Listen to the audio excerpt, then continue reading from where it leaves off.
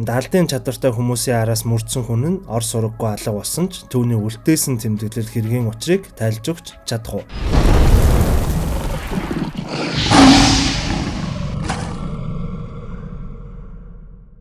Зяюацхан бамбарнууд минь. Энэ оны 1 сард маш удаан бодож явсан суугаа би чадах болов миний хоолойч дээ гэж бөөнлөн бодон зориглож эхэлж байсан бол бидний хайртай Тороника сууг минь хэдийнэ 100,000 сав бүржээ. Тэгэхээр мэдээж уламжлалт ёсороо 100,000-ийнхаа спешиал болгоод бамбарнуудынхаа маш удаан асууж хүлээсэн үзүүлэлтээр Аз аймшигын кинонууд дундаа нэлээд дээгүүрт ордог. Японы 2005 оны Noroi the Curse киног оруулахад бэлэн боллоо. Noroi the Curse кино нь бидний хамгийн сайн мэдхээр Kayako vs Sadako киног найруулсан Японы кино зохиолч, найруулагч болох Koji Shiraishiгийн бүтээл ба цацагдсан жилдээ киноны томоохон сайтуудаас Японы хамгийн шилдэг баримтат киноны хийцтэй аймшигын кино гэж магтуулаад хүртэл амьдсан. Энэхүү кино нь paranormal researcher буюу эгэл бус зүйлийг мөрдөж буй тухай гардаг found footage төрлийн кинод бол манайхан өөр зүйл хийхийнхээ хажуугаар биш яг гой төвлөрч сууж байгаад үзээрэй за. Тэгэхээр шууд кинонд орцгоё. Мэдээж киногоо улам амттай болгохын тулд шаржгансан бислэг буюу cheetah-соо бэлдэж байгаад үзээрэй. Наалби усны дистрибьютор Nano International. Амьдралыг адил явдалтай болгоход найз хэрэгтэй.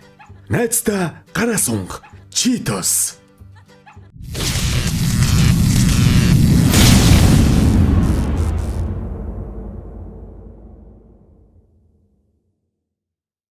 Масафуми Кобаяши сэтгүүлч нь 1995 оноос хойш Юр бусын үзэгдлүүдийг судлан ном бичиж байгаа ба маш олон учир нь тайлагдаагүй ойлгогдохгүй сонин хэрэгүүдээр ч мөн ажиллаж байсан. Тэрээр бүр цаашлан Юр бус хэрэгүүдийн судалгаагаа хэвлэмлэр бус хальсанд буулган баримтат судалгаа хийж эхэлсэн байдаг. 2004 оны 4 сард Кобаяши өөрийн хамгийн сүүлийн The Curse буюу хараал нэртэй баримтат судалгаагаа хийж дуусган төд удалгүй 4 сарын 12-ны өдөр байшны шатаж эхнэр Кейкон өнгөрсөн ба харин Кобаяши өөрөө ор сураггүй алга болсон байдаг. Масафуми Кобаяши ямар ч уул мөргүү ор сураггүй алга болсон. Түүний хамгийн сүүлийн хийсэн судалгаа болох The Curse нэртэй хальс энэ бүхний учрыг тайлж өгч чадах уу? Гэх асуултаар кино маань эхэлнэ. Би үннийг хүсэж байна. Ямар ч аимшигтай зүйл тохиолдсон бай. Би зөвхөн үннийг л хүсэж байна. Масафуми Кобаяши. The Curse баримтат кино энхүү эхэллээ. 2002 оны 11 сарын 12. Манай киноны гол дүр болох Кобаяши нэгэн айл дэрэн ярилцлага авахд тухайн айлын эцэгтэй нь баараг 2 сарын өмнөөс энэ хажууд айлаас нь хүүхд болох чимээ сонсогдоод байгаа. 40 иргэм насны эмэгтэй ойролцоогоор 8 юм уу 9 настай нэг хүүтэйгээ л байдаг. Жил хагасын өмнө нүүж ирэхэд нь л тэр хүүг нь харсан. Тэрнээс хойш огт хараагүй.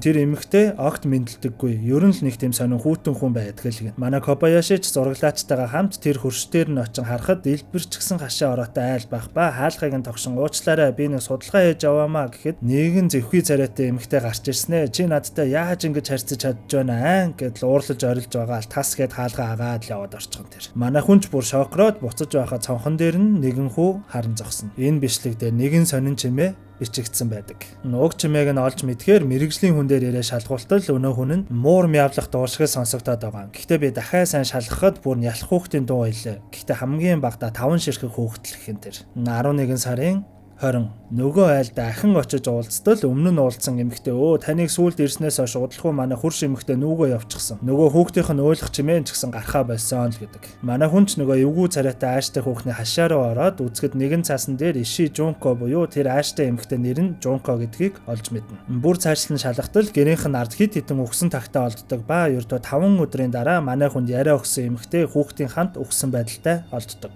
Сонин дээр уг эмэгтэй машин барьж яваад жолоодлого алдан эсрэг урсгал руугаа орон осолдон хүүхдийн хамт өгсөн хэмээн бичигдсэн байдаг. 2003 оны 8 сарын 3 телевизийн нэгэн нэвтрүүлгийн дүрс. Уг нэвтрүүлэг нь далдын чадвартай гэх 10 хүүхдийг Японы өнцөг булан бүрээс цуглуулan авчирсан байдаг ба хүүхэд тус бүрт нэгэн дүрс зурсан цаасыг савн дотор хийж өгөөд тэрийг нь гаднаас нь мэдрэн цаасан дээр буулгах даалгавар өгдөг. Юр бусын чадвартай гэх хүүхдүүд бүгд л өөр өөрийн арга барилаараа хайрцаг доторх дүрсийг мэдрэн буулгах гэж үзэхэд ганц энэ Кана гэх охин л бүх шатанд ямар ч алдаа мадаггүй дүрс болгоныг нь яг зөв мэдрэн цаасан дээр буулгасан байдаг. Гэтэл нэвтрүүлгийн 5 дугаар шатанд хайрцаг дотор нь Орсоор Звезда буюу од хэмээн бичсэн байх байхад Кана охин яагаад ч юм тис хүндлэн ийм зураг зурсан байх нь тэр. Дараагийн шат эхлэж хүүхэд тус бүрт хоосон шил өгөөд өөрсдийн арга барилаараа энэ шилэн дотор ус бүтээ гэхэд өнөөх Кана охин ганцаархнаа л өгөгдсөн шил рүү зүв зүгээр хард сууж байгаад багахан хэмжээний ус гаргаж чадсан байх ба нэвтрүүлгийн хөтлөгч яаж ингэсэн бэ, хэцүү байсан уу гэдэл олон юм асуухад би зүгээр л усны тухай бодсон. За миний толгой өвдөд байна л гэдэг.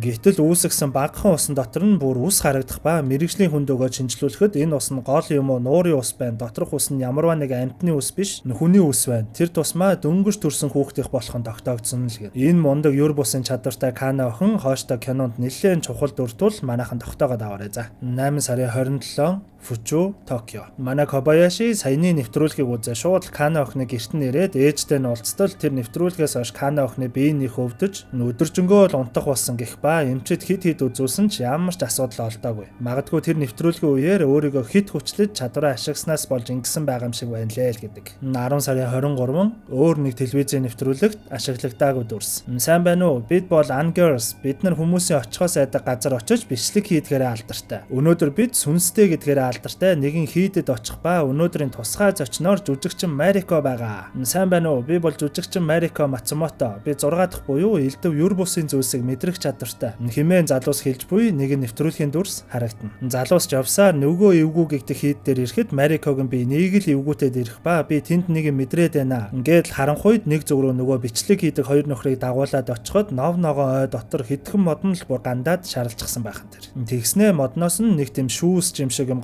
харагдах ба Марико шууд наатхандаа битгий хүр гэснээр нэг юм сонсогдлоо. Нэрэгтэй хүний намуухан дуу хоолой байна л гин. Тэгснээр гинтэл муухай орлоод л эхлэх ба мань нөхдүүд бичлэгээ шууд л зогсоосон байдаг. Уг бичлэгийг нэгэн газар сүнс сүудэр ярьдаг арга хэмжээндээр хүмүүст үзүүлж байх ба тэнд нь саяны Марико бүсгүйч өөрөө байх нь тэр. Тэгснээр арга хэмжээний хөтлөгч нь Марикогоос танд энэ үед яг юу тохиолдсон бэ гэхэд Марико бүсгүй надад нэг тийм эрэгтэй хүний хоолой намайг дуудаж байгаа мэт сонсогдсон. Тэгээд эргээд харснаасаа хойш би юу ч санахгүй байна л гэдэг. Арга хэмжээний хөтлөгч нь за тэгвэл Марикод юу тохиолдсон тухай бидэнд тайлбарлаж өгнө үү хэмээн өнөөдрийн тусгай зочин болох чадварлаг зунж хоорыг урж байна гэхэд нэгэн сонин гажигч гэмээр бөөн тугалхан цаасаар хувцаа бүрчгсэн залуу их л твцэн царайтай гарч ирснэ. Шууд Марико бүсгөрөө дайран тагтаанаас болгоомжил гээд л орилж байгаад хөөгдөд гардаг. Энэ 6 дахь мэдрэхүйтэй Марико бүсгөө болон энэ сонин зунж хоорын хоёрыг манайхан сайн тогтоогоод аваарай. Кадр солигдоход манай Кобаяши саяны нэвтрүүлгийн найруулагчтай ирж уулзах ба зөвшөөрөл авч байгаад Марико бүсгүйтэй уулзгаар болдог. Манай хүн Марико бүсгүйтэй уулзсан би нэг зүйл харсан чи энийг хартаа гэд нэвтрүүлгийн бичлэгийг нь зогсоож байгаад нэг зүйл үзүүлтэл Марико бүсгүй их л гайхан нүдэн бүр томроод л явчихдаг. Тэгснэ Марико надад энэ өдрөөс хойш нэг сонин зүйл болоод л байгаа. Жишээлбэл би өөрөө ч мэдлгүй ийм зүйл зурчихсан байсан. Яг ямар утгатай зүйл гэдгийг нь ч мэдэхгүй байна л гэдэг. Марикод үзүүлсэн зүйл нь бичлэгний нэг хэсэгт Марико бүсгүй ард яг л нэг жоохон хүүхдийн хэлбэртэй цагаан зүйл зогсож байдаг. 12 сарын 4. Манай Кобаяши нөгөө Юрбусын чадвартай Кана охины дахин ирэн уулзтал ээж нь саяхнаас нөгөө биеийн сүлдэж өвдөд байсан нь овоо гайгүй болсон. Гэхдээ сүүлийн үед манай охин Кана нэг л сонио ажиллаад байгаа. Өрөөндөө ганцаараа байж л хинэгэнтэй яриад байгаа л гэдэг. Манай хүн ч Кана охины өрөөнд орон чамд яг юу харагдаад байгаа вэ? Нээж чинь тэрийг харж чадахгүй байгаа юу гэхэд өнөөх охин юу ч болоогүй шинжтэй одоо ч хэтэрхий оройтсан байх өө л ихэн тэр. Манай Кобаяши ч гайхан яг юу оройтсан бэ гэхэд Кана охин огт хариу өгдөггүй. Манай хүн оройн хоолны үеэр Кана охины гэрт нь бичлэг хийж байхад гинтэл ширээн дээрх аяг тавгнууд нь яг л хүн түлхэж байгаа мэт унаад хагарах ба Кана охин үгүй гэдэл орилоход ээж аав нь охиноо аваад шууд цаад өрөөндөө ороод хаалгаа хаачихдаг. 12 сарын 9. Нөөр нэгэн нэвтрүүлгийн дүрс. Нэгэн сэтгүүлч эмэгтэй супер зунж гэх хүнтэй уулзсан ярилцлагын дүрс байх ба тэр зунж нь өнөө гажигдуу хоорой байхан тэр. Нэвтрүүлэгч бүсгүйч зунж хоорыг гэрт нь очиход өнөөх нь бас л нөгөө гажигдуу төрхтэй гарч ирснэ. Намайг хоорой гэдэг. Би зунж мөн нааша ороод ирээ л гэдэг.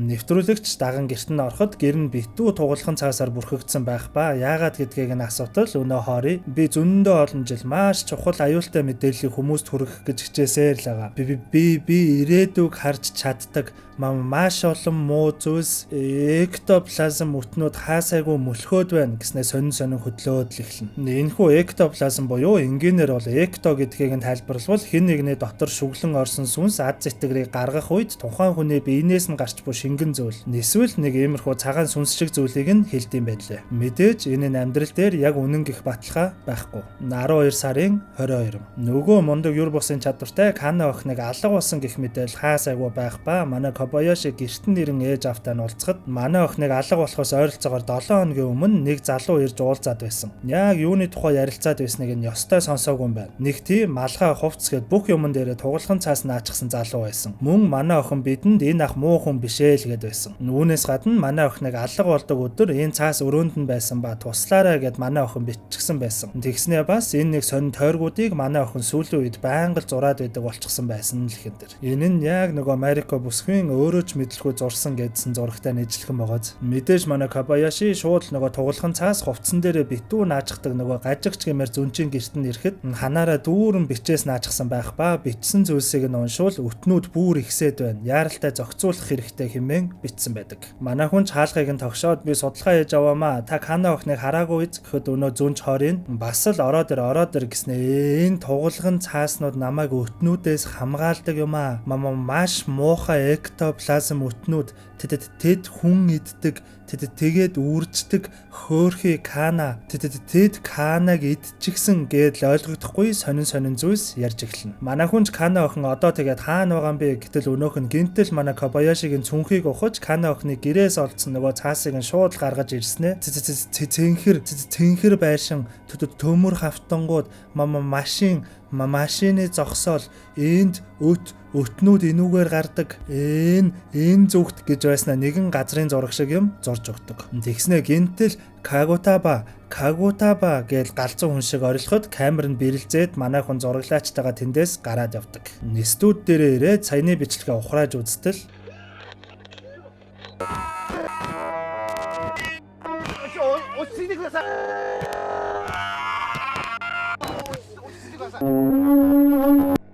Нэгснэр гажигдуу зүнч хоорыг зурж өгсөн зургийн дагуу манай хүн Кана охиныг нэлээд хайж явдагч тэр газрыг нь огт олж чаддаггүй. Нудалгүй нөгөө Марико бүсгүй залхан танд хэлэх зүйл байна гэснээр манай хүн шууд Марико бүсгүй гэрт нь очихоор явдаг. 12 сарын 26 Мегуро, Токио. Марико бүсгүй гэрт нь очиход нэхмэлийн утсаар хийчихсэн нэгэн сонин занглаа шиг юм үзүүлснэ. Би уг нь ийм занглаа огт мэддэггүй. Гэхдээ унтаац ирэхэд л ингэж хийчихсэн байсан. Надад нэг л зүйл биш байх шиг байна гэснээр өрөөнд нь камер тавиад хонхоор болдог. Камерын бичлэгт шүн донд Марико бүсгүй гинтэл босч ирснээ хажуудаа байсан гэрлийг салгаад л тагт руугаа гарснаа нудалгүй буцаж орж ирээд хамгийн дуртай читосоо идэж байгаад л унтсан байдаг. Бидний хамгийн сайн мэдэх хамгийн дуртай Lay's чипсийг оруулж ирдэг Nano International компани албан ёсны эрхтэйгээр нь оруулж ирдэг читос нь алдарт PepsiCo компани бүтээгдэхүүн бөгөөд үндсэн орцон эрдэн шишийн гурил юм. Читос нь янзтай амттайгаас гадна таны эрч хүчийг сэлбэх тул манай бамбарнууд улаан лойлтой, бяслагтай, мах бяслагтай төрлүүдээс нь дуртайгаа сонгон өөрт хамгийн ойр байрлах сүлжээ дэлгүүр супермаркетуудаас аваад кинод авчлаа бүр амттайгаар нь үзээрэй за. Шаржгансан бяслаг Cheetos. Өглөөж болоход шөнийн дүрсийг үзэн Марико бүсгүйгээс асуудал би юу санахгүй байна л гэх ба тагт руу гараад харвал авч гарсан гэрлийнхаа утсаар яг л нөгөө сонин занглаа мэт дүрсийг хийсэн байхан тэр. Манай хүн болон Марико аль нь гайхан суутал дээд айл нь буюу Марико бүсгүй хамт ажилдаг эмэгтэйгийн гэрээс нь юм нүдэд байгаа мэт өчигнөх дуу гараад байх ба дээш гаран асуувал гүй би өдөржингөө гэртээ байсан. Би огт тийм дуу гаргаагүй штэ л гэн. Кадр солигдоход ашгүй нөгөө гажигдуу зүнч хоорыг зурж өгсөн газрыг яг олсон байх ба зураг заасан айлын тактик харахад энгийн л нэг айл шиг л харагдана. Манай хүнч дээшээ гарan хонхыг нь дартал хинч хариу өгөхгүй байсанд хажуу туршоос нь энд амьдардаг хүнийг мэдхүү гэтэл өнөөх нь мэдэн өөрөө өөртөөгөө яриад байдаг сонин залуу бас байнга юм нүдэх чимээ гардаг л гэн. Манай Кобаяши ч Кана охиныг хайж байгаа тул 10 гаруй насны охин тэр залуутай хамт явж харагдсан уу гэтэл өөр хүн огт харагдаагүй л гэдэг. 1 сарын 7. Манай хүн зураглаачтайгаа яг нөгөө байранд нь ахин ирэхэд ганцхан нөгөө айлын тагтан дээр бөөн л тагтаа сууж харагдах ба камера байрлуулад хүлээж байтал нэгэн дэлдэндүү залуу гөлийж гарч ирснээ шууд л нэг тагтаа барьж аваад л орчихдог. 1 сарын 10. Манай Кобаяши нөгөө Марико бүсгүй гэрт шүн камер тавиад бичсэн дүрснээсээ нэгэн сонин чимээ сонссон тул ахин нөгөө мэрэгжлийн хүн дээр очин чимээг нь шалгуултал Кагутаба буюу Кагутаба гэх чимээ сонсогдно. Яг л нөгөө гажиг гэмээр зүнч хоорыг сүлт хилээд орилоод байсан Кагутаба. Өнөө чимээг нь салгаж аваад Марико бүсгүй гэрт нь ирээд өөрт нь сонсуулахад эн чинь би яг нөгөө телевизийн нэвтрүүлгээр шөнөөр хийд рүү явхад сонсогдсон үг л байх шиг байна даа л гэдэг. Манай хүн шууд ажилдаа орж энэ Кагутаба гэх үгний утгыг олох гээд мэдэж магадгүй гэсэн хамгийн таньж мэддэг хүмүүс рүүгээ залган асуутал нэгэн эмч Кагутаба юу? Би наадах наадахыг чинь нэг номон дээрээс харсан л юм шиг байна да гэснээр шууд тэр эмчтэй уулзахаар гардаг. 1 сарын 15. Өнөө настай эмч дээр ирэн Кагутаба гэх үгийг асуутал нэлээд эртний нэгэн ном гаргаж ирснэ. Наа чин энд л байсан да. Токита мужийн Шикамимачи гэх хотын яг хажууд Шимокаге гэх жижиг тосгон байдаг байсан. Гэхдээ одоо энэ тосгон байхгүй болоод үерийн далан баригдсан. Тосгон байхгүй болохоос өмнө тосгоны ард иргэд нэгэн чөтгөрийг номогдох зорилготой нэгэн зан үйл хийдэг байсан ба энэ номонд бичигдснээр бол тэр чөтгөрийн нэр нь Кагутаба хэмээн хэлдэг. Тэгснээ өнөө настай эмч 200 жилийн настай гэх нэгэн судар шиг ном гаргаж ирэхэд Кагутаба гэдэг нь Японоор бол гай гамшиг, эд хэрэгсэл, сүнс гэх 3 үгний нийлбэр ба ерөнхийдөө л гай гамшиг гэх үндсэн утгыг илэрхийлдэг хэмээн бичсэн байхан тэр. Мөн энэ тосгонд нь эрт цагт баруун зүгээс ирсэн юр бусын чадвартай хүмүүс маш олноороо амьдардаг байсан ба тэр хүмүүс нь өнөө аюулт Кагутаба гэх чөтгөрийг газар дор хүлэн хорьсон л гэн. Тэдгээр чадвартай хүмүүс нь Кагутаба гэх тэр чөтгөрийг номогдгож газар доор нь үүрд байлгахын тулд тогтмол нэгэн зан үйл хийдэг байсан ч нэг удаа алдаа гарч зан үйлээ буруу хийснээс болж Кагутаба чөтгөрийн хүлээс нь тайлагдаж хоригдож байсан газрын гүнээсээ гарч ирэн гай гамшиг дагуулсан муу зүйлс хийж эхэлсэн л гэн. Жак сори манахан дондор нь уламжлалт ёссороо дараагийн аимшиг киногоор ямар кино оруулах вэ гэдэг дээр гал санал авчээ. Нэгт IMDb дээр 4.8 оноотой өмнөд Солонгос улсын 2012 оны Don't Click. Хоёрт IMDb дээр 6.6 оноотой Таиландын 2008 оны Антолог буюу дөрвөн аимшигт үйл явдлын нээлбэр болох Phobia. Гуравт IMDb дээр 7 оноотой Япон улсын 2005 оны Noriko's Dinner Table. Мэдээж манай бамбарнууд үзхийг хүсэж байгаа киноныхаа нэрийг яг энэ бичлэгний доор комментээр бичээрэй. За. Эсвэл энэ гурваас өөр кино үзье гэх юм бол киноныхаа нэрийг ч мөн комментээр бичээрэй. За буцаад кинонд орцгоё. 1978 онд Шимокаге тосгон нь далан барих зорилгоор нураагдсан ба тэр үеэс хойш чөтгөрийг номогдох зан үйл ахин хийгдээгүй. Манай Кобаяши ч нэг том юмны үзүүрээс атгаад авчихсан тул шууд тэр тосгоны байсан Шикамимачи хотын захиргаар залган эртний зан үйл хийдэг байсан. Одоо үерийн далан болчихсон Шимокаге гэх тосгоны тухай асуухад оператор нь "Өө манай тэр тосгоны тухай хангалттай мэдээлэл алга байна. Гэхдээ би тань тэр тосгон болон зан үйлийн тухай мэдэж байж магадгүй дотоодын түүх судлаач нэг хүний мэдээллийг явуулъя л гэн. 1 сарын 18. Манай хүн зураглаачийн хамт тэр дотоодын түүх судлаач гэх хүний гэрт нь ирэхэд нэгэн хүн гарч ирээд их л найрсгаар угтаж аваад гэртээ оруулдаг. Хэрэг зоргоо хэлтэл өнөө хүн нь тэр зан үйл хизээш нийтэд ил хийгдэж байгаагүй болохоор огт зураг бичлэг байдаггүй юм. Гэхдээ 1978 онд хийгдсэн хамгийн сүүлийн буюу нөгөө буруу зан үйл хийгдээд асуудал үүсдэхийг бичиж авсан хальс нь надад байгаа. Нэгэн кино компани тентхий иши гэх ламтай гэрээ хийж байж бичиж авсан юм байна лээ. Би иши ламтнаас гуйсаар байгаад энэ хальсыг нь авчихсан юм аа л гэдэг. Тэгснээ манай хүн энэ судлаачтай хамт хальсыг бичлэг болгосон дүрсийг үзэхэд тэр Шимокаге гэх тосгон нь ерөнхийдөө бол бөөн л юр бусын чадaltaй хүмүүсийн нэгдэл болсон байсан ба ард иргэдэн ч тэр чадвартай хүмүүстэй их л итгэж сүсгэлдэг байж. Одоо үед нээх байдаггүй ч энэ хүмүүс чөтгөрийн муу сүнснүүдээс өөрсдийгөө хамгаалахаар гэрийнхаа үүдэнд өвсний гадуур зоож тавьдаг ба тосгоноос явахдаа үүдний хаалганыхаа яг дээр нь хадуураа үлдээдэг. Мөн тосгоныхон зан үйлдээ нохоогоор өргөл барьдаг байсан тул тосгоны бараг бүхий л айл нохоотой байсан ба зан үйлээ хийдэг тэр хийдэд нь одоо яригадаад байгаа иши гэх нэртэй лам нь байдаг байж. Кагутаба гэх чөтгөрийн дүрслэн нэг юм сонин масктай хувцас өмсөж байгаад өөр нэг ламтай нийлэн зан үйл хийдэг байсан ба хамгийн сүүлийн энэ зан үйл дээр нь тэр иши гэх ламынх нь охин маск хувцсыг нь өмсөн зан үйлд нь оролцсон байдаг. Энэ судлаачийн тайлбарлаж буугаар энэ зан үйл дээр болсон алдаа нь зан үйл хийж буй лам нь 2 удаа бүхийгөөд 2 удаа алгах ташаад 1 удаа бүхийх ёстой байсан ч яагаад ч юм шаал буруугаар буюу 1 удаа бүхийгөөд 4 удаа алгах ташаад 1 удаа бүхийсэн л гэн. Зан үйл буруугаар хийгдээд дуусахад Кагутаба чөтгөрийг дүрслэн маск хувцас өмссөн байсан охин буюу тэр иши гэх ламын охин нь шууд ойрлон газарт унаа татгнаж эхэлсэн ба үүнийг нь тосгоных нь тэр охиныг сүнсэнд эзэмдүүлсэн гэж ярьдаг ба үүнээс хойш ахин Кагутаба чөтгөрийг номогдох зан үйл хийгдээгүй тул чөтгөрийг уурлуулсан л гэж ярьдаг хэмээн судлаач хэлдэг. Манай хүн ч нэлээд сонсож сууснаа би тэр иши гэх ламтай уулзаж болох уу гэхэд энэ судлаач ах нь иши ламтан яг 7 жилийн өмнө надад энэ хальсыг өгөөд удалгүй өөрөө өвчнөөр нас орчихсон. Эхнэр нь ч мөн удалгүй өнгөрөөд одоо зөвхөн нөгөө зан үйлийн үеэр хараалхан сүнсэнд эзэмдүүлсэн гэгдэх охин л ганцаараа амьд үлдсэн хэмээн хэлдэг.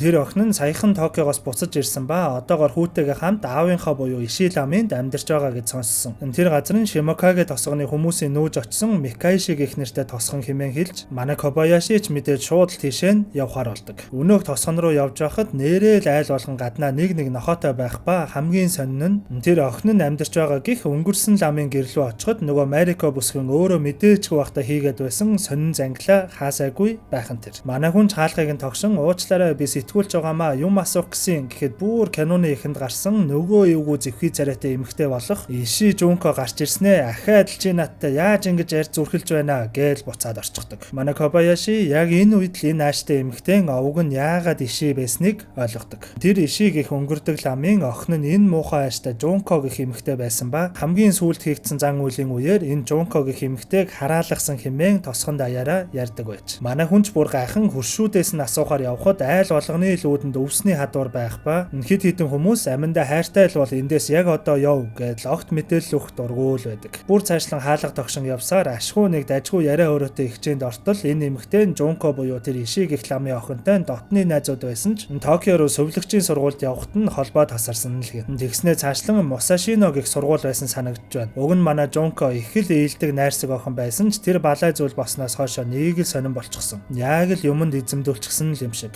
Тэр бүр надад би бурхны дуу хоолойг сонсдог гэж хэлж байсан. Гэхэд манай Кобаяши хүмүүс энийг нь тэр Кагутаба гэх чөтгөрийн хараал гэж ярьдаг гэсэн. Та энийг юу гэж боддог вэ гэхэд саяхан л зүв зүгээр яриа өгч байсан эмэгтэй шууд чив чимээгүй болоод гөлөрснөө цаашаага босоод л яваад өгдөг. 1 сарын 21 Мусашино сувлагчийн сургууль Токио. Манай хүн ч ахаад нэг сэжүүр олсон тул тэр Иши гэх ламын охин Жункогийн төгссөн гэх сургууль дээр ирэн нэг багшаас нь асуухад манай Жунко ч 1982 онд сургуулаа төгсөөд нэг төрөх эмнэлэгт ажилд орсон штэ. Гэхдээ тэр эмнэлэг нь 2000 онд хаагдсан гэж сонсогдсон гэд эмнэлгийн нэрийг нь хэлж өгдөг. Манай хүн цаашлан тэр эмнэлэгт нь Жунко бүсгүйтэй хамт ажилдаг байсан гэгдэх нэг эмэгтэйг олон гэрт нь очин уулзахад бид хоёр хамт ажилдаг байхад Жунко зөвхөн ажиллал гэдэг хүн байсан. Бид нарын ажилдаг байсан эмнэлэг их барихын хажуугаар үр хөндүүлэх мэс ажилбар хийдэг байсан. Бүр 22-7 хоногтой ураг дээр хүртэл хийдэг байсан. Мэдээж энэ нь хууль бус байсан л да. Үр хөндүүлсний дараа ургийг нь цэвэрлэх ажлыг Жунко хариуцдаг байсан. Гэхдээ Жунког тэр ургуудыг гэрлүүгээ авч гэх сонин цуурхал дуулддаг байсан хэмээн их л эвгүй зүйлс хэлхэн тэр. Жунко бүсгүй үр хөндүүлсэн ургуудыг гэрлүүгээ авч явдаг байсан уу? Хэрвээ тийм бол яг яах гэж. 2 сарын 6. Манай Кобаяшигийн ажил дээр Марико бүсгүй ирсэн байх ба нөгөө дээд давхарт нь амьдардаг байсан ажлынх нь эмэгтэй нэгэн цэцэрлэг түрээлэнд өөр хэсэг хүмүүсийн хамт амиа хорлон өнгөрсөн тухай хэлэн би гэртээ харахаас айгаад байна гэд л уйлж гарна. Хөөхий Марико бүсгүйг өрөвцөндөө манай хүн хэсэгтээ гэртээ байлгахаар авч ирэхэд телевизийн мэдээгээр Токиогийн Хирономо цэцэрлэг түрээлэнд өнөөдөр өглөө 6 цагт 7 эрэхтэй нэг эмэгтэй савлуурнаас өөрсдөө боомлон өнгөрсөн тухай гардаг. 2 сарын 10. Өөрсдөө боомлон өнгөрсөн хүмүүсийн тухай сонин дээрээс харуул Марикогийн дээд давхарт нь амьдардаг ажлынх нь бүсгүй болон нөгөө тагтан дээрээсээ тагтаа барин ордог дэлтэн залуу хамт байхан тэр. 2 сарын 11. Тагтан дээрээсээ тагтаа барин гэртээ ордог буюу саяны хэрэгээр амиа хорлдог залуугийн гэрт нь ахин ирэн байрных нь нэг хүнээс тэр дэлтэн залуугийн тухай асуудал наанхууг нь их л найрсаг дажгүй залуу байсан. Гэхдээ өнгөрсөн зунаас хажуу таалганыхаа нэлийн ааштай эмэгтэйтэй байнга л маргалдах болсон. Удалгүй тэр хөрш эмэгтэй ч нүгөөд явсан байсан. Уг нь тэр хөрш эмэгтэй огт нь ялах хүүхэд байхгүй. 5 эсвэл 6 настай гэмээр том хүүхэдтэй байхад л тэр дэлтэн залуу танахаас хүүхдийн уйлах чимээ байн гараад байна гэд хэрэлдээд байдаг байсан гэхэд манай хүн гайхан шууд л нөгөө эвгүй Жунко бүсгүйн зургийг гаргаж ирэн энэ мөн үү гэхэд шууд л тийм ээ мөн байна л гэдэг. Нёөр нь л энэ хэргийн хамгийн сэжүүр нь тэр үхсэн Иши гэх ламын охин буюу Кагутаба чөтгөрийг номготгох хамгийн сүүлийн зан үйлийн үеэр алдаа гарснаас болж сүнсэнд эзэмдүүлсэн гэгдэх энэ зэвхий царайтай эвгүй муухай ааштай Жунко гэх эмэгтэйрээ үл нэг л чиглээл энэ да тий. 2 сарын 12 телевизийн мэдээ. Токиогийн Фучуд байх нэгэн байранд өнөө өглөө нэгэн бизнесмен залуу эхнэрээ хутгалж алаад өөрөө цагдаа дуудсан байна гэх мэдээ гарах ба энэ нь хөөрхий алга болоод одоо болтол олдохгүй байгаа нөгөө далдын хүчтэй Кано гэх охины аав нь байдаг. Нэвтрүүлэгч цааш үргэлжлүүлэн тэдний Кано нэртэй охин өмнөх оны 12 сарын 19-нд алга болсон ч одоо болтол ямар ч мэдээлэл огт олдоогүй хэмээснээр мэдээ дуустдаг. Энэ үеэр манай Кобаяшигийн гэрт нь эхнэр нь Марико бүсгүйтэй хоол игээд л их л хөвгөлтэй байхад Марико бүсгүй гинтэл гацснаа нэг сонин дүнгэнж эхлэхэд нэг юм ирээд цонхыг нь мөргөөд л байдаг. Кадр солигдоход Марико бүсгүй ашгүй ухаан орсон байх ба би яасан бэ гэдэл юу ч огт сандаггүй. Нэрээ нэг юм цонх мөргөөд байсан да гэд хамтдаа очиж харвал хид хідэн дахта цонхыг нь мөргөөд л өгсөн байхан тэр. Үүнийг нь харсан Марико бүсгүй шок. Учир нь киноны бүр эхлэл хэсэгт Марико бүсгүйг нэг нэвтрүүлэгт орон тайзан дээр сууж байхад ягаав нөгөө нэлээд гажигдуу гэмээр зүнж хоорын орж ирснээр шууд л дайраад тагтаанаас болгоомжл гэдэл орилоод байсан да. Марико бүсгүй ч үүнийг нь санан одоо миний өөхөх ээлжин байна да гэд л эмор өстэй. 2 сарын 13. Манай хүн Марико бүсгүйг дагуулan өнөө гажигдуу зүүн чорыг энд ирэхэд өнөөх нь бас л нэг сонин үйлдэл хийгээд л байж байдаг. Манай хүн ч та энэ эмэгтэйг мэдхүү гэд өнөө Жонко эмэгтэй дүрсийг үзүүлэхэд гажигдуу зүүн чоры маш их хайсан шинжтэй шууд цаашаага үсрэх ба ямар ч мэдээлэл өгдөггүй. Манай Кобаяши мөрдлөгөнч мухардаж яаж энэ Марико бүсгүй тусвалж бас энэ Юрбусын хэрэгээ үргэлжлүүлэн судлахаа мэдэхгүй гайхан суухад Марико бүсгүй шууд та намайг тэр яриад байгаа тосгон дээрээ аваачаач төхөө. Би зүгээр сууж байгаад үхмээргүй байна. Ядчил тэр зан үйлийг нь ахиж хийгээд тэр Кагутаба гэх чөтгөрийг нь ахин номогдох гэж үзье. Нугасаа юу ч хийхгүй байсан ч би үхэн. Ядаж оролдоод үзмээр байна. Гэхэд манай хүн ч мэдээж энэ маш аюултай гэдэл шууд тас эсэргүүцсэн. Марико бүсгүйч манай хүнээс маш их гуйсны ачинт тэгвэл ядаж энэ зүүн чорыг хамт авч явъя гэд манай энэ хоёр гажигдуу зүүнчих рүү очин ахин дахин гуйсаар агаад хамт авч явахаар болдог. Нийхүү мань 3 нэгдээд нөгөө Шимокагийн тосгон байсан ч одоо үерийн далан болсон газар руу явхад замд нь нөгөө айлуудын нохоонууд аль нь ч харагддаггүй. Гажигдуу зүүн чорыч бүр л нэг сонин төгссөн байдалтай л харагдана. Мань 3 явсаар хуучин тосгон байсан ч одоо үерийн далан болсон газарт ирэн газрын зураг харж байгаа тосгоны хүмүүс мөргөл үлддэг байсан. Ихидийг нь баримжаалаа завинд суугаад тэр зүгт нь явдаг. Манай Кобаяши өөрөө нэг камер аваад Марикотой явах бол гажигдуу зүүн чоры манай хүний зураглаачтай хамт үлддэг. Баримжаалсан газраач ирэн Марико бүсгүй зааврын дагуу эртний зан үйлийг дөөрэн хийхэд хэсэг унтсан мэтэл болж байснаа буцаж сэргэхдээ нэрэл бүр хамаагүй сэргээд сэтгэл санаанч бүр дээшлээд л ирхэн тэр. Ингээд ашгүй болчихлоо гэж баярлан байхад далангийн зах дээр байсан өнөө зүүн чоры нааша хурдлаарай. Та нарыг идэх гээд байна. Хурдан уулнаас бууцгаая гэж орлох ба манай хүн Марикотой ирэг дээр яран гарахад өнөө зүүн чорын гинтэл шигүү моднуудын зүг зааснаа кана гэж хэдийнэ алга болсон охины нэрийг дуудаж байгаа л гүгээд явчихдаг. Манай хүн ч яран газ камераа сольж аваад зүүн чорыгийн араас явах ба энэ үед зураглаачтай машинд үлдсэн Марико ч аягүй айтайхан байж байснаа яг харанхуй болохтой зэрэгцэн бас л өмнөх шигээ сонин таг болж байснаа гараад л хүчгдэг. Зураглаач залууч бүр сандран араас нь орлон бөөн л дагаж байгаад олоход Марико бүсгүй нэгэн газар татгнаад унчихсан байснаа гинтэл орлон босч ирэхэд бас л өмнөх шигээ юу ч сандаггүй. Энэ үеэр манай Кобаяши зүүн чорыгийн араас камера барингууж явах ба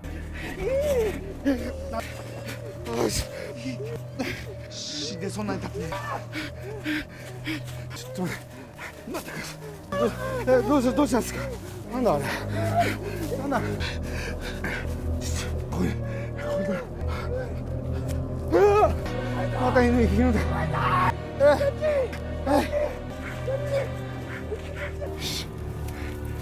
さあどうしたんですかあれおじさん母ちゃんこの模様おじさんどうしたんですか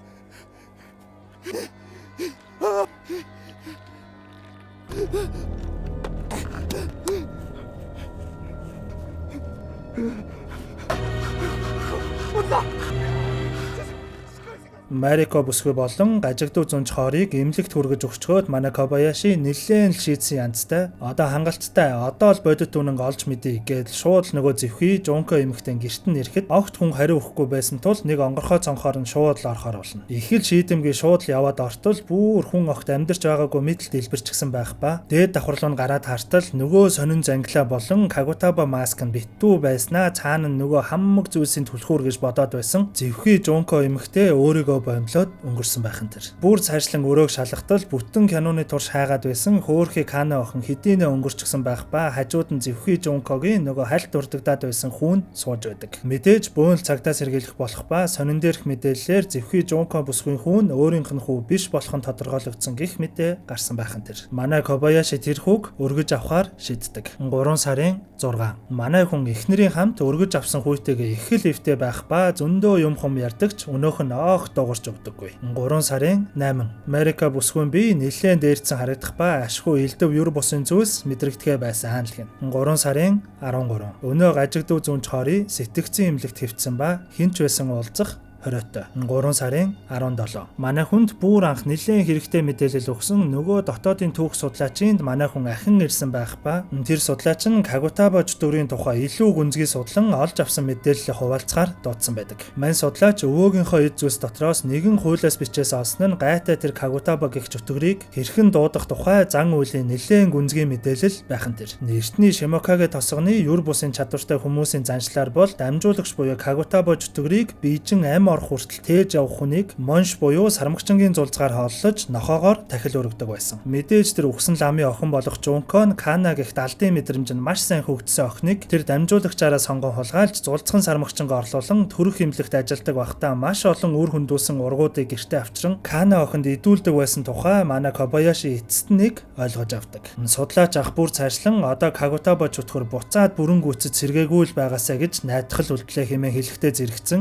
Кана охин алга болохоос өмнө гэртээ байхдаа одоо ч хитрхи оройтсан байх уу гэж хэлж байсан дүрс нь харагдана. Манай хүн ойд явж байхдаа харсан зүйлс нь мэдээж Кана охины сүнс болон үр зулбалтанд өртсөн маш олон ураг байсан байдаг. Зураглаач Хисаши Маяжима, найруулагч Масафуми Кобаяши гэх төгсгөлийн титлээр манай Кобаяшигийн хийсэн The Curse гэх нэртэй баримтат кино дуусаж үйл явдал одоо үедээ ирнэ. The Curse нэртэй баримтат киноны ажил дуусаад 2 хоногийн дараа Кобаяшигийн гэрт гал гарч эхнэр нь өнгөрч Кобаяши өөрөө ор сураггүй алга болсон. Үүнтэй зэрэгцэн гажигдуу зүнж хоорыг сэтгцэн эмнэлгээсээ оргосон ч удалгүй өгсөн байдалтай болцсон. Сарын дараа буюу 2004 оны 5 сарын 19-нд нэгэн хэвлэлийн газарт Кобаяшигаас нэгэн хүргэлт ирсэн байх ба хайрцагын дотор нь өөрийнх нь камер байхан тэр. Мэдээж хэвлэлийн газрын хүмүүс доторх хальсыг нь тоглуулж үзтэл Curse баримтат кино дууссаны дараа яг юу болсон тухай бодит үнэн хэдүүлээ олж мэднэ. Манай хүний гэрт нь гал гардаг өдөр гинтэл нөгөө гажигдуу зүнж хоорыг эмнэлгээсээ зугтан гэрийнх нь гадаа том чулуу барин ирчихсэн байх ба бас л нөгөө зангаараа чи удахгүй өтнүүдэд идүүлнэ хөөхий Канагийн дуу надад сонсогдоод байна. Тэр надад хэлсэн Кагутаба ам орчихсон гэдэл хэлэхэд манай хүн ч юу яриад байгаа юм те тэр зөвхөн Жунко өгчихсэн штэ гэдэл хэлэхэд өнөө зүнж хоорын шууд гэрлүүнд арайд л орсон байдаг. Тэгснээ цаад өрөөрөө нь орон эхнэрийг нь түлхээд манай хүнийг чулуугаар цохиж унгаагаад өргөж авсан буюу зөвхөн Жунко эмэгтэй хүүг барьж аваад л энэ байна Кагутаба энэ байна гэдэл орилж байснаа шууд л өнөө чулуугаараа ёстой л улаан ялга болтол нь балбаж эхлэхэд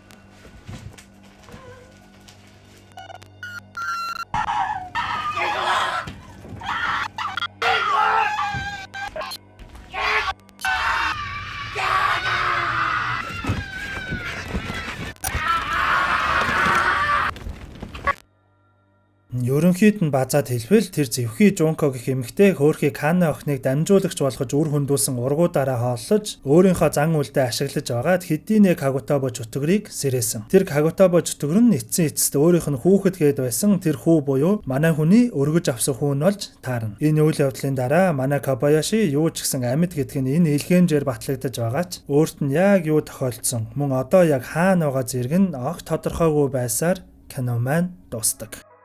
Пүү энэ нэрээ юу вэ те? Энэ Торонеко суугаа нэгээд нийт бүр 50 давсан бичлэг оруулахдаа ийм амар занглаа нуглаатай ийм зөвүүн нууцлаг кино огт оруулж байгаагүй юм байна шүү те. Ойрд Япон кино үзээгүй байсан чинь бас л даацтай байлаа шүү те. За тэгээд энэ хүртэл үзсэн бүх бамбарнуудаа маш их баярлалаа. Мэдээж араас нь өөр зөвүүн маш олон кинонуудыг бэлдээд байж байгаа тул манайха юу ихэ мэдж байгаа шүү те. Саба дараа зүсгэлээ сууж байгаарай. Шаржгансан бислэг Читос.